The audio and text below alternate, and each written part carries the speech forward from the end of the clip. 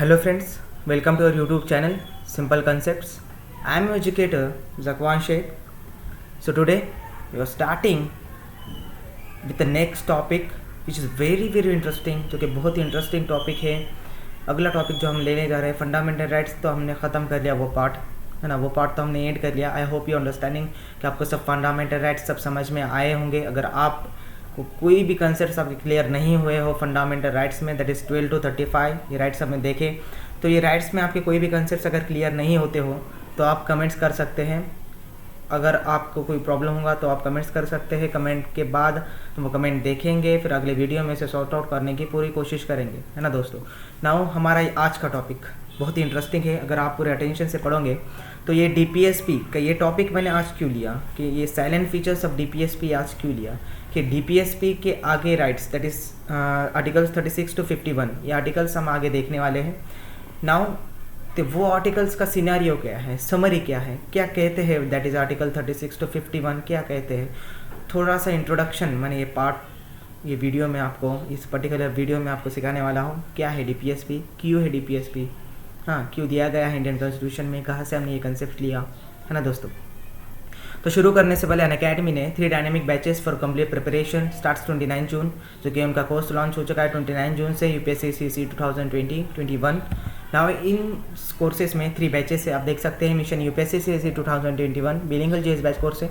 लक्ष्य UPSC CSE 2021 Hindi GS batch course है। And expedition UPSC CSE 2021 ये इंग्लिश GS बैच कोर्स है, जो कि हिंदी वर्जन में आपको मिल सकता है, बिलिंगुअल वर्जन में आपको मिल सकता है, नाउ इंग्लिश वर्जन में आपको पढ़ने को मिल सकता है। तो बहुत इकोनॉमिकल ये कोर्सेस है, देखिए कैसे इकोनॉमिकल है ये। नाउ 24 मंथ्स पे आप 67% सेव कर सकते हैं। 67% मीन्स 2667 पर मंथ आप सेव कर सकते हैं। और हमारा UPSCYT ये प्रोमो कोड यूज़ करके आपको 10% इमीडिएटली डिस्काउंट मिल जाएगा 24 मंथ्स पे और 12 मंथ्स पे। और हर एक कोर्सेज पर आप हमारा अगर प्रोमो कोड यूज़ करते हैं तो आपको 57,600 ही पे करने पड़ेंगे, अदर 64,000, है ना। तो 10% आपको इमीडिएटली डिस्काउंट मिल जाएगा। आपको प्रोमो कोड यूज़ करने पर 10% इमीडिएटली डिस्काउंट मिल जाएगा 24 मंथ्स पर। नाउ 12 मंथ्स पे आप 54% सेव कर सकते हैं, दैट इज़ 3,667 पर मंथ। और UPSCYT ये प्रोमो कोड यूज़ करके आपको 39,600 ही पे करने पड़ेंगे होल ईयर के। तो आप देखिए कैसे इकोनॉमिकल है। और आपको अगर UPSCYT ये प्रोमो कोड यूज़ करने में कोई दिक्कत होती हो तो एज ए गाइडलाइन आपको डिस्क्रिप्शन में एक नंबर दिया गया है, आप उस पर कॉल या व्हाट्सएप कर सकते हैं। वी आर विद देयर, है ना। हम आपके साथ हैं, आपको गाइडेंस करेंगे कैसे यूज़ करना है, कैसे यूज़ नहीं करना है। तो आप सब्सक्रिप्शन करिए इन प्लान को। बहुत ही भारी है ये प्लान, बहुत इकोनॉमिकल है, फ्री बहुत ऐसे आपको नहीं मिल सकते ऐसे अपॉर्चुनिटी। तो you can join as soon as earlier, you can subscribe as soon as earlier. तो चलिए शुरू करते हैं दोस्तों। आज का टॉपिक हमारा साइलेंट फीचर्स ऑफ DPSP, है ना।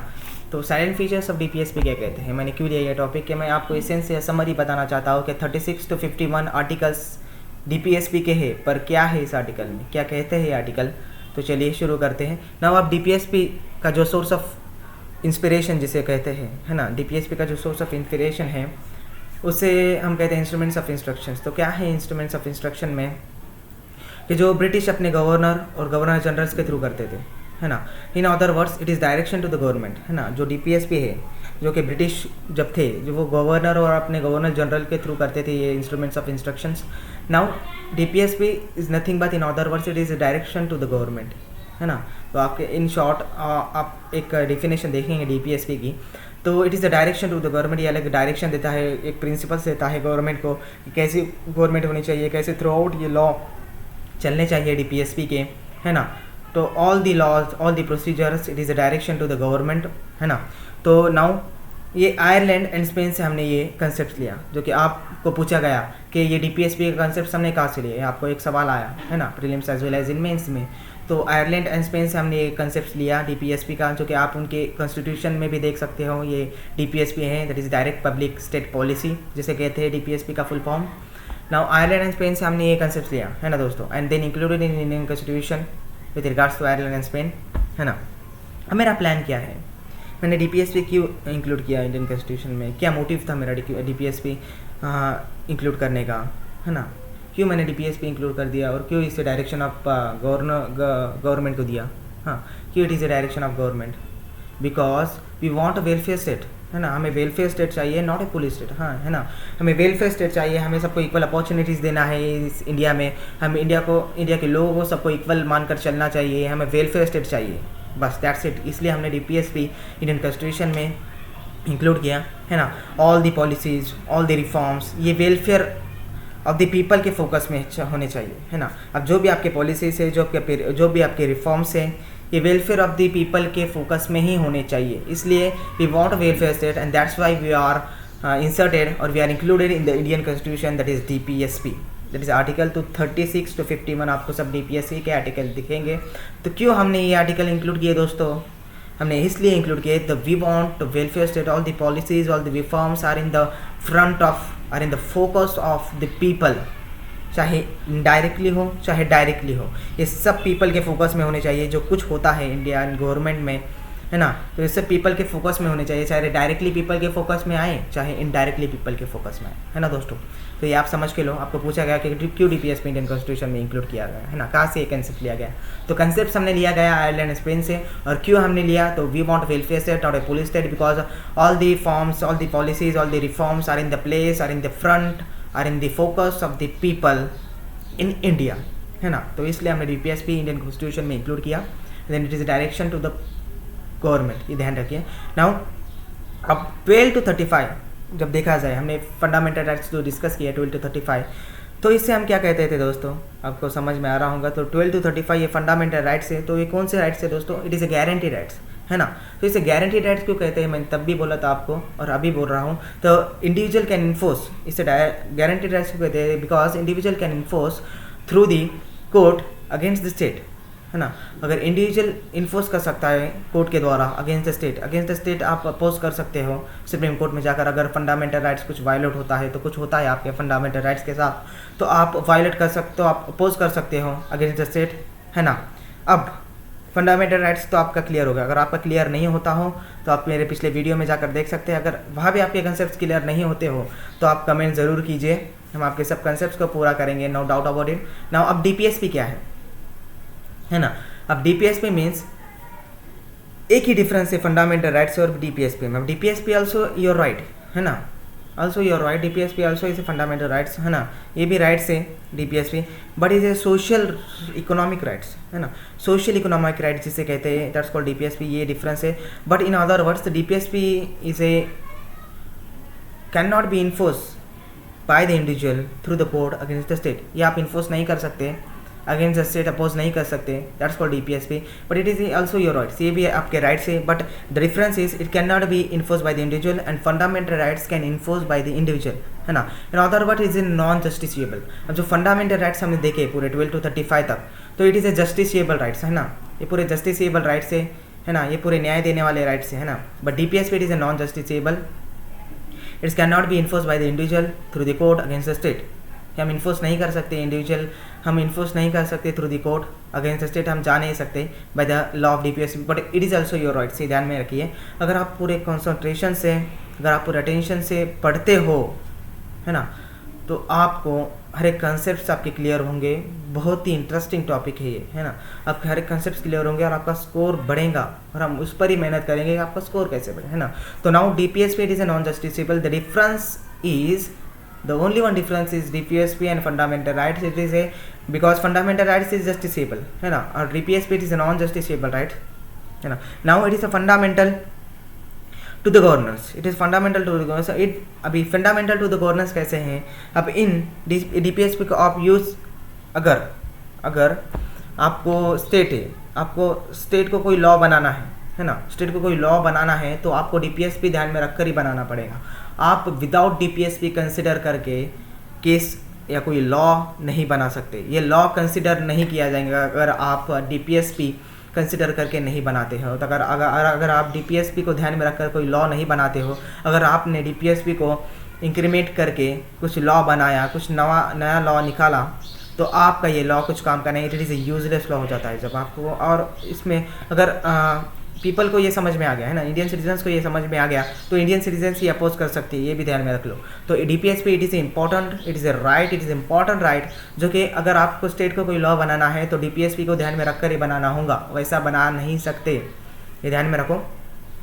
नाउ तो ये बहुत ही इंपॉर्टेंट है, बिकॉज क्यों हमें डीपीएस को ध्यान में रखकर बनाना है, हाँ जो लॉ बनाना है अगर स्टेट को, तो क्यों आपको डीपीएसपी को ध्यान में रखकर बनाए, ये सवाल आ सकता है कि अगर स्टेट कोई लॉ बनाए तो डीपीएसपी को ही ध्यान में रखकर, डीपीएसपी को ही कंसिडर कर क्यों लॉ बनाना चाहिए।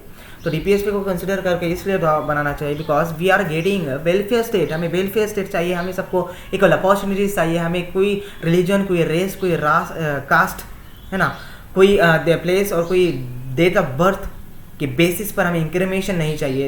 एज ए फंडामेंटल राइट जो कहता है no incrimination on such a basis on such a grounds of restrictions. तो हमें डीपीएसपी में अगर कोई लॉ बनाता है सरकार, तो डीपीएसपी को ध्यान में रखकर बनाना, it is direction to the governance है ना, it is a fundamental to the governance, ये फंडामेंटल टू द गवर्नेंस है। अगर आप कोई भी लॉ बनाते हैं तो आपको डीपीएसपी कंसिडर करके ही बनाना पड़ेगा, वैसा आप नहीं बना सकते, ये ध्यान में रखिए दोस्तों, ये बहुत इंपॉर्टेंट मैं आपको बोल रहा हूँ, ये आपको कहीं सीखने को नहीं मिल सकता। अगर आप ऊपर से पढ़ेंगे तो आपको कंसेप्ट आपके क्लियर नहीं होंगे, है ना दोस्तों। नाउ तो हमें क्यों डीपीएसपी को ध्यान में रखकर बनाना है दोस्तों, क्या है रीज़न उसका दोस्तों, तो हमें डीपीएसपी को ध्यान में रखकर इसलिए बनाना है कि we are getting a welfare state, we want a welfare state, India is a welfare state not a police state. तो हमें पुलिस स्टेट नहीं बनाना है इंडिया को, हमें वेलफेयर स्टेट बनाना है, दैट्स वाई हमें डीपीएसपी को ध्यान में रखकर बनाना है लॉ, अगर कोई भी स्टेट लॉ बनाता है तो। अगर नहीं बनाता है तो आप अपोज कर सकते हो, नो डाउट अबाउट इट।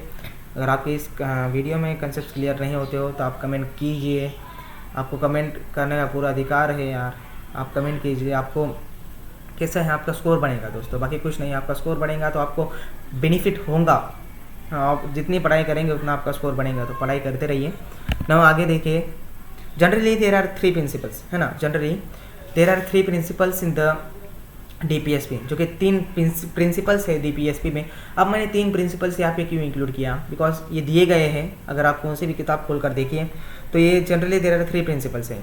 तो 3 प्रिंसिपल्स से अगर आप पढ़ते हो 3 प्रिंसिपल्स के थ्रू, तो आपको डीपीएसपी के सब लॉ विथ क्लासिफिकेशन मिल जाएंगे, है ना। तो क्लासिफिकेशन जब आप पढ़ते हो कहीं भी, तो क्लासिफिकेशन से आपके first of all concept clear हो जाते हैं सब, है ना।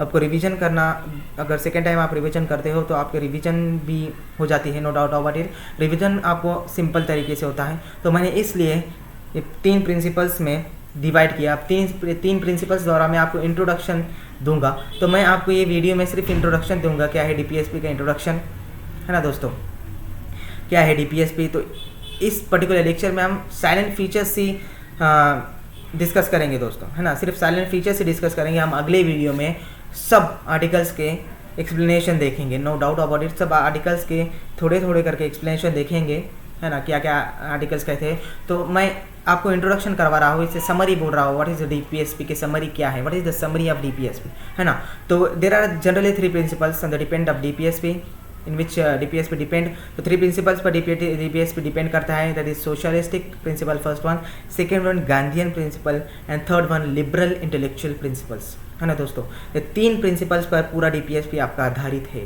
पूरा डीपीएसपी आपका डिपेंड है। अगर आप 3 प्रिंसिपल्स द्वारा पूरी पढ़ाई करोगे, ये 3 क्लासिफिकेशंस द्वारा पूरी पढ़ाई करोगे, तो आपका स्कोर 101% बढ़ना ही है दोस्तों, नो डाउट अबाउट इट। आपके सब कंसेप्ट यहाँ पर क्लियर होना है ना, तो ये ध्यान में रखिए आप। तो नाउ सोशलिस्टिक प्रिंसिपल्स में आपको आर्टिकल 38 मिल जाता है। तो आर्टिकल 38 मिल जाता है, that is social order justice, है ना, जिसे कहते हैं हम article 38 deals with the social order justice, that is socialistic and economical and political.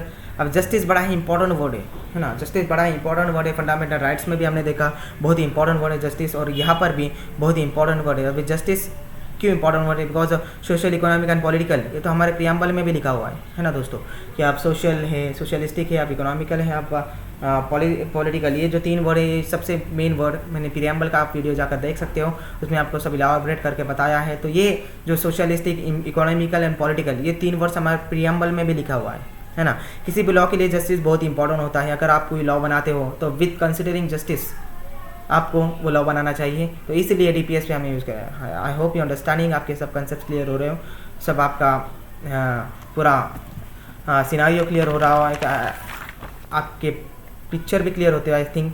Now अगर आपको डीपीएसपी को ध्यान में रखकर बनाना है तो जस्टिस बहुत ही इंपॉर्टेंट है। अब जस्टिस किसे कहते हैं, नाउ रिजर्वेशन, ये टाइप ऑफ जस्टिस है ना। मैं आपको एग्जांपल देता हूँ, रिजर्वेशन ये टाइप ऑफ जस्टिस है। आप कुछ कम अमाउंट ऑफ लोग है ना, कुछ कम अमाउंट ऑफ कम्युनिटी के लोग इंडिया में रहते हैं, है ना, उनकी पॉपुलेशन बहुत कम है, स्पेसिफिक अमाउंट ऑफ लोग रहते हैं, पीपल रहते हैं इंडिया में, तो उनकी बहुत ही कम कम्युनिटी, बहुत ही कम पीपल है उनकी कम्युनिटी में, तो और कुछ ज़्यादा पीपल है कम्युनिटी में, है ना, तो अलग कम्युनिटी उनके ज़्यादा पीपल है, तो उनको इक्वल लेवल करने के लिए, है ना, कुछ छूट देने के लिए उनको, है ना, कम अमाउंट ऑफ लोगों को, कम कम्युनिटी के लोगों को कुछ इक्वल छूट देने के लिए, उस लेवल तक लाने के लिए जो कि दूसरे लोग हैं उस लेवल तक लाने के लिए, तो हम रिजर्वेशन देते हैं, कुछ उनको एजुकेशन में हो, इकोनॉमिकली हो, पॉलिटिकली हो, सब हमको रिजर्वेशन देते हैं। It is a type of justice. तो हम क्या कर रहे हैं दोस्तों, हम न्याय कर रहे हैं, जस्टिस कर रहे हैं लोगों के साथ। That's called justice. बहुत ही इंपॉर्टेंट वर्ड है, आपको फंडामेंटल राइट्स में भी आपको कहा था, और डीपीएसपी में आपको जस्टिस को ध्यान में रख कर लेना है। अगर कोई भी लॉ बनता है तो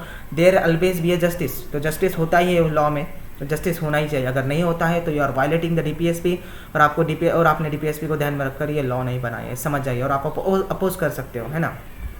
नाउ बहुत ही इंपॉर्टेंट वर्ड है justice. Justice is a very important word in the welfare of the state as well as it is a welfare of the state में भी बहुत ही इंपॉर्टेंट वर्ड है जस्टिस, है ना। अगर आप कोई लोगों के साथ कुछ इंक्रिमिनेशन करते हो, है ना, तो आपका वेलफेयर स्टेट नहीं हुआ भाई, आपका तो पुलिस स्टेट हो गया, है ना। आप लॉ बनाते हो विदाउट कंसिडरिंग डीपीएसपी, तो आपका वेलफेयर स्टेट है, इसे वेलफेयर स्टेट नहीं कहा जाता। अगर आप लॉ करते हो, इक्वल अपॉर्चुनिटीज़ देते हो ईच एंड एवरी पीपल को इन इंडिया, है ना, इंडियन सिटीजन्स को अगर आप इक्वल अपॉर्चुनिटी देते हो on the basis of race, caste, religion, date of birth, है ना, तो इस बेसिस पर आप इंक्रीमेशन नहीं करते हो, तो आप वेलफेयर स्टेट बन सकते हो, है ना। तो जस्टिस इज वेरी इंपॉर्टेंट। तो वेलफेयर स्टेट बनाने के पीछे जस्टिस बहुत इंपॉर्टेंट वर्ड है। तो justice in other word justice dependable on social, economic and political. ये 3 वर्ड में आप जस्टिस कर सकते हो, that is social and economical and political, है ना दोस्तों। आई होप यू अंडरस्टैंडिंग। सब सिनेरियो, सब पिक्चर आपके क्लियर हो रही है। अगर आपको क्लियर नहीं होती हो तो आप हमारे वीडियो के नीचे कमेंट एक ऑप्शन है, वो कमेंट कर सकते हैं दोस्तों। हम अगले वीडियो में सॉर्ट आउट करने की पूरी कोशिश करेंगे, no doubt about it. Now social, economic and political justice है ना। तो article 38 deals with the, article 38 कैसे डील्स करता है दोस्तों, social, economical and political justice, ये ध्यान में रखिए। Now article 39 deals with the men and women जज इक्वली, कि मेन एंड वुमेन को इंडिया में इक्वल अपॉर्चुनिटीज देनी चाहिए, है ना, इक्वल अपॉर्चुनिटीज मिलनी चाहिए। मेन वुमन को कोई इक्वल स्पेसिफिक रिजर्वेशन मिलना चाहिए, जहाँ तक कि वो आदमी के साथ खड़े हो सके, है ना।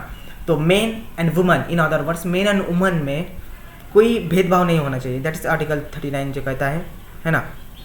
नाउ अब आर्टिकल 39A, आर्टिकल 39 ये आफ्टर द आर्टिकल 39 के बाद आया, ये बाद में आया, that is 42nd constitution amendment act 1976 से आया विथ फ्री लीगल एड, है ना। अब फ्री लीगल एड, तो 42nd कॉन्स्टिट्यूशन अमेंडमेंट एक्ट के बाद ये हमने 39A ये बिल पास किया। तो क्या होता है ये, तो फ्री लीगल एड, है ना, फ्री लीगल एड है ये आर्टिकल 39 में। तो फ्री लीगल एड बहुत ही इंपॉर्टेंट है। अगर अब एक एग्जांपल देता हूँ मैं आपको। अगर कोई इंसान है ना दोस्तों, अगर कोई इंसान है तो उसके पास पैसा है, सब कुछ है ना, उसका स्टेटस है अलग, बहुत बड़ा आदमी है, बहुत अमीर आदमी है, तो वो कुछ उसके खिलाफ कुछ क्राइम हुआ तो वो केस छूट सकता है ना, कि उसके पास पैसा है, वो अच्छा लॉयर परचेज कर सकता है, हायर कर सकता है ना दोस्तों। बट उसके अगेंस्ट एक बहुत ही गरीब लोग है, बहुत ही गरीब इंसान है, तो वो कैसे कर सकता है। तो उनकी इक्वल लेवल करने के लिए, उनको इक्वल लेवल पर लाने के लिए हमने क्या किया दोस्तों, हमने free legal aid article 39A द्वारा उस इंसान को हम मदद करने की घोषणा की। उस इंसान को हम मदद कर सकते हैं कि वो उस इंसान के लेवल तक आए। आई होप यू अंडरस्टैंडिंग, आप समझ रहे हो, है ना। ऐसे उस इंसान को उस इंसान तक लेवल तक लाना चाहिए, हमें मदद करनी चाहिए, दैट इज़ आर्टिकल 39। ये आर्टिकल 39 आपको बताता है ना। तो ये सब की इंट्रोडक्शन मैं आपको दे रहा हूँ। साइलेंट फीचर्स ऑफ डीपीएस पे हम देख रहे हैं। मैं आपको फिर बोल रहा हूँ, बार बोल रहा हूँ, क्यों बोल रहा हूँ कि हम अगले वीडियो में पूरा इसके डिटेल इन्फॉर्मेशन देखेंगे। Now article 41, 42, 43, 43A deal with right of work. ये dealing with right of work, ये डील्स करता है राइट ऑफ वर्क, ये रिलेटेड है राइट ऑफ वर्क के लिए। Now article 47 deals with health and anymore, है ना, जो कुछ है। तो article deals with health, article 47 deals with health. अभी यहाँ पर बार जस्टिस क्यों आ रहा है ना, justice of health, justice of right to work, है ना। तो यहाँ पर बार जस्टिस क्यों आ रहा है दोस्तों, आपको याद होगा मैं आपको बोला था कि प्रियम्बल के वक्त social, economic and political justice are taken from Russia, है ना, जो सोशल है, जो इकोनॉमिकल है, जो पॉलिटिकल जस्टिस है, आप प्रियम्बल में मेरा वीडियो दे सकते हैं। तो मैंने आपको कहा था this concepts are taken from Russia, है ना, ये कंसेप्ट हमने रशिया से लिया, है ना, सोशल इकोनॉमिकल एंड पॉलिटिकल ये जो जस्टिस है तो हमने ये रशिया से लिया, है ना। तो ये कौन से प्रिंसिपल्स हो गए दोस्तों, दैट्स कॉल्ड सोशलिस्टिक प्रिंसिपल, है ना, because justice in the word in the basis of social economical and political. अब ये कहाँ से लाया है, रशिया से लाया है। रशिया से क्यों लिया है हमने, तो Russia is a socialistic country ना, नाउ रशिया से हमने इंक्लूड किया है, तो क्या हो गया, कौन से प्रिंसिपल्स हो गए दोस्तों, that's called socialistic principle. I hope ऐसे कनेक्टिविटी से पढ़ते दोस्तों। अगर आप कनेक्टिविटी से नहीं पढ़ोगे तो आपका कुछ फ़ायदा नहीं होगा पढ़ाई करके, रट कर कुछ फ़ायदा नहीं होगा, ऐसे समझ कर फ़ायदा होगा आपका। अगर आप एक कंसेप्ट सब कंसेप्ट थ्रू जाएंगे, सब वर्ड थ्रू जाएंगे अगर, तो आपका बहुत ही स्कोर बढ़ेगा आपका, है ना दोस्तों। तो आपका स्कोर कैसे बढ़ाना है, तो मैं बोलूँगा कि स्ट्रैटेजी मैं आपको बोल रहा हूँ वो नोट डाउन करके लीजिए। अगर आप हमारा टेलीग्राम चैनल अभी तक ज्वाइन नहीं किया हो तो आप ज्वाइन ज़रूर कीजिए, है ना, आप ज्वाइन कर सकते हैं, नो डाउट अबाउट इट, आप ज्वाइन कर सकते हैं हमारा Telegram channel. Now article 47 deals with the health and work anymore. तो socialistic economical and political justice हमने लिया, कहाँ से लिया दोस्तों, हमने लिया प्रियम्बल से, है ना। प्रियम्बल में जाकर हम देखिए तो ये भी प्रियम्बल में तो लिखा हुआ है, तो हमने कंसेप्ट लिया रशिया से, तो रशिया से कंसेप्ट लिया, तो ये कौन से प्रिंसिपल्स हो गए, सोशलिस्टिक प्रिंसिपल्स ना, दैट्स कॉल्ड। ऐसे कनेक्टिविटी से पढ़ो दोस्तों, आपका स्कोर बहुत ही बढ़ेगा।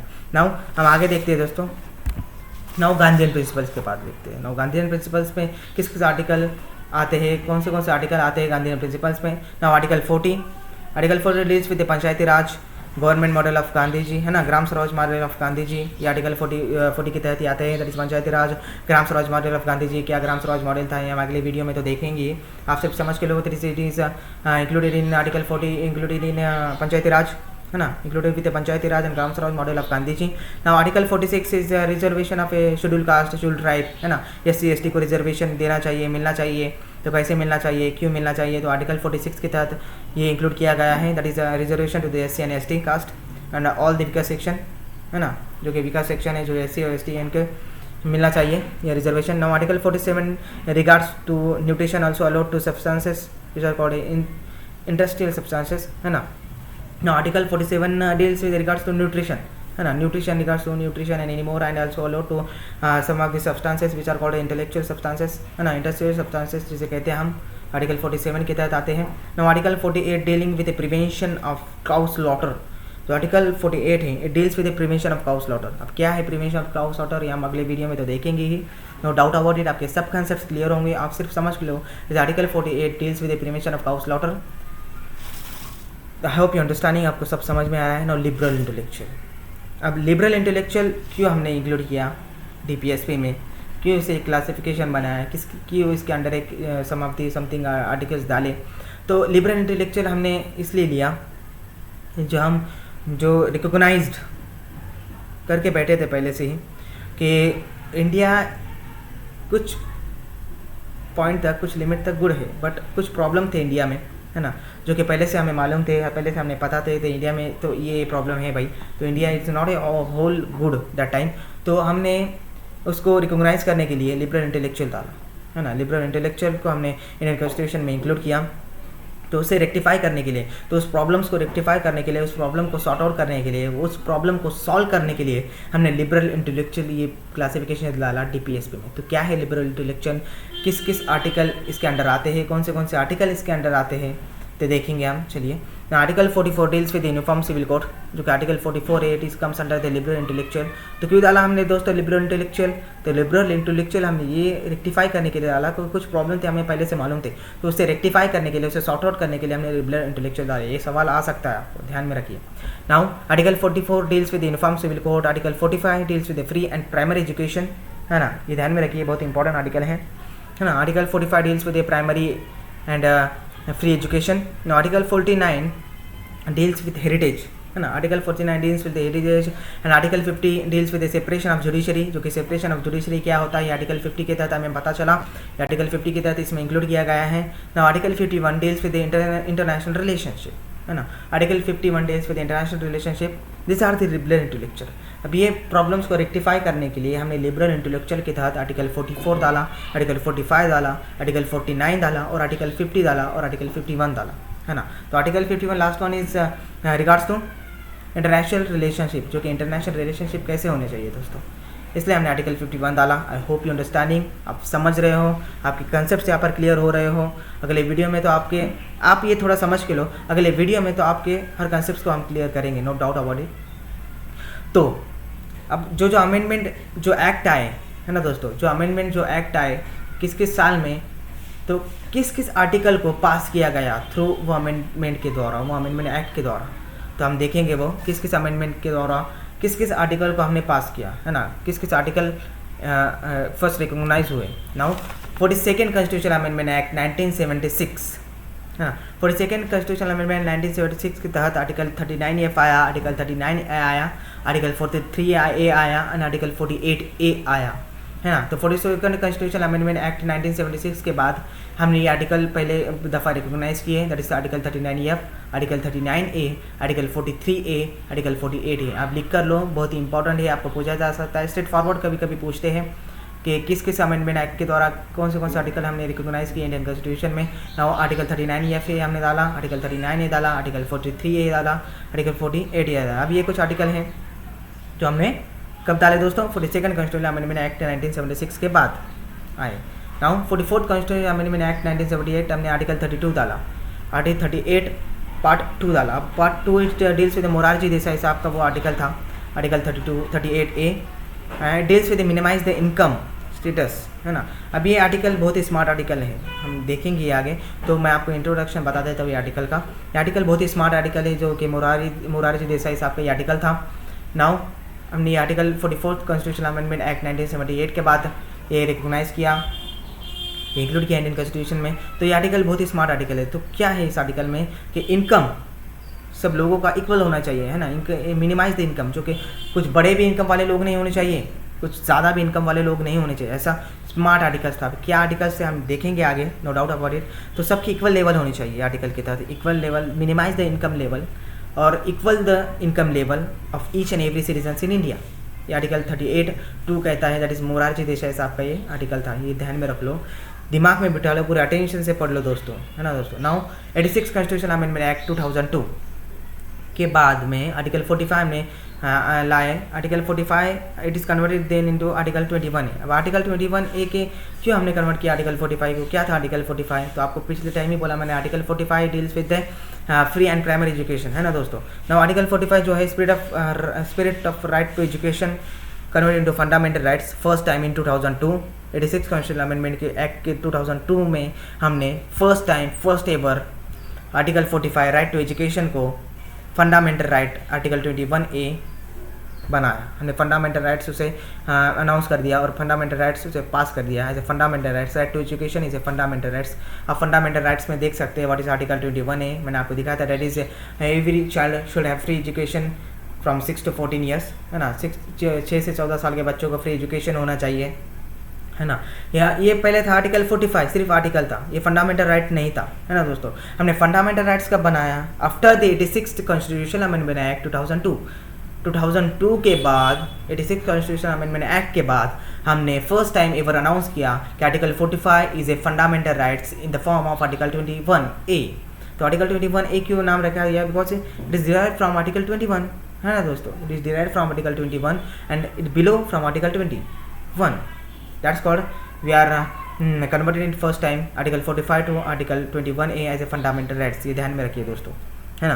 तो 97 कॉन्स्टिट्यूशन अमेंडमेंट एक्ट 2011 के बाद में हमने आर्टिकल 43B कोऑपरेटिव सोसाइटीज़ है ना, आर्टिकल 43B कोऑपरेटिव सोसाइटीज़ से हमने इंक्लूड किया, हमने पास किया इंडियन कॉन्स्टिट्यूशन में।